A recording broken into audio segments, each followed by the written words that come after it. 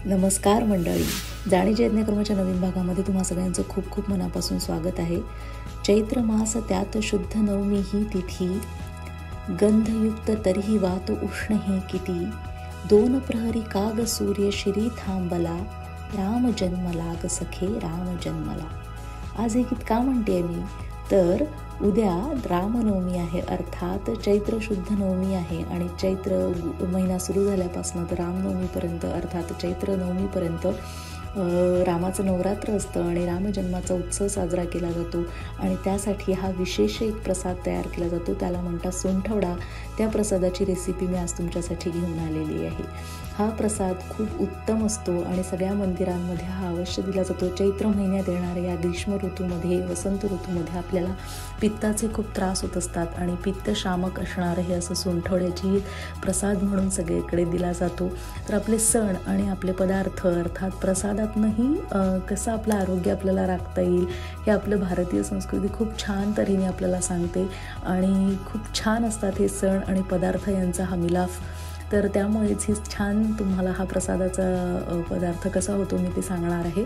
त्याच्यासाठी खूप सोपे घटक लागतात। सुकं खोबरं घेतलं आहे मी अर्धी वाटी किसून, 2 चमचे सोप घेतली आहे, 2 चमचे खारीक पूड आहे, तुमच्याकडे नसेल तर खारीक पण घालू शकता तुम्ही, 4-5 चमचे खडीसाखर आहे आणि 2 चमचे बेदाणे आहेत अर्थात किसमिस आणि 3 चमचे मी सुंठ पावडर घेतलेली आहे। सुंठ पावडर तुमच्याकडे नसेल तर सुंठ जी असेल ती तुम्ही कुटून घेऊ शकता खलबत्त्यात आणि वेलची पूड घालायची अर्धा चमचा आणि थोडंसं जायफळ किसून घालायचं आहे। जायफळ ऑप्शनल आहे, तुम्ही घालू शकता किंवा नको पण।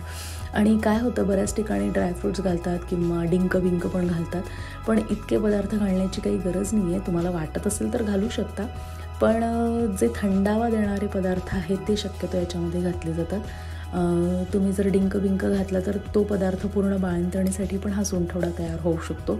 खूप गुणकारी असा हा शरीराला पदार्थ आहे, पित्त शामक आहे आणि या वसंत ऋतूत, ग्रीष्म ऋतूत आपल्याला जे त्रास होतात वात आणि पित्ताचे ते या औषधांनी, या सोंठवड्यांनी कमी होतात आणि प्रसाद हा आपण चमचा भरच घेतो, तर त्यामुळे तर औषधासारखा प्रसाद घ्यायचा आहे आणि त्याचा उपयोग करून घ्यायचा आहे। तर सणांमधनं अशी सुंदर आपली संस्कृती आपल्याला आपलं आरोग्य पण नीट राखण्यासाठी सांगते।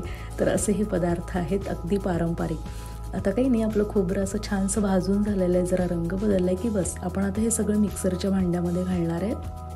हा खोबऱ्याचा किस, याच्यामध्ये फक्त खोबऱ्याचा किस जरा जास्त घ्यायचा आहे, तर त्यामुळे मी तो अर्धी वाटी घेतली आणि बाकी सगळे साधारण 2 ते 3 चमचे आणि खडीसाखर 5 चमचे असं साधारण घेतलेलं आहे।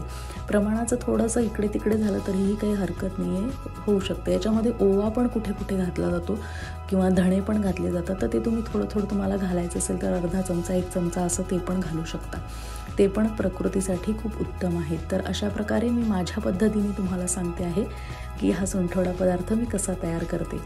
तर हे सगळं आपण मिक्सरच्या भांड्यात घालायचं आहे आणि बारीक करून घ्यायचं आहे, बाकी काही नाही। फक्त हे बेदाणे मी वरतून घालणार आहे, ते मिक्सरमध्ये मी घालणार नाही कारण ते जरा ओलसर असतात, त्यामुळे ते असे मध्ये आले तर वरतून घातलेले छान लागतात म्हणून। आणि वेलची पूड आणि जायफळ पण मी थोडंसं किसून याच्यातच घालणार आहे आता। आणि आपली हा पदार्थ लगेचच तयार होतो, हा प्रसाद लगेच तयार होतो आणि खूप गुणकारी असल्यामुळे तो तुम्ही अवश्य करून पाहावा असं मला वाटतं, म्हणून मी रेसिपी तुमच्यासोबत शेअर करते आहे आणि केल्यावर मला नक्की सांगा कसा वाटतो। तुम्ही खा, तुमच्या घरातल्या सगळ्यांना द्या आणि हा उत्सव, हा सण छान साजरा करा। रामनवमीच्या तुम्हाला खूप खूप शुभेच्छा आणि हा ऋतू पण तुम्हाला आरोग्यदायी जावो असं मला वाटतं, म्हणून ही रेसिपी खास तुमच्यासाठी। तर हे बघा, असं आता जायफळ आपण किसून घेतलेला आहे आणि आयुर्वेदात पण हा पदार्थ, हा सोंठवडा हा खूप उपकारक सांगितलेला आहे आपल्या तब्येतीसाठी आणि तो या ऋतूत तर आवर्जून खावा असं म्हटलं जातं। त्यामुळे जर तुम्ही याचं प्रमाण जरा जास्त पण घेतलं तरीही चालणार आहे, म्हणजे तुम्ही साठवून ठेवू शकता, हे काही खराब होणारे पदार्थ नाही आहेत, त्याच्यामुळे साठवून ठेवा आणि रोज थोडं खा, ते पण छान आहे। तर कसं वाटला हा पदार्थ, हा प्रसादाचा पदार्थ नक्की सांगा। तोपर्यंत जाणीचे यज्ञकर्म रामनवमीच्या तुम्हाला सगळ्यांना खूप खूप शुभेच्छा।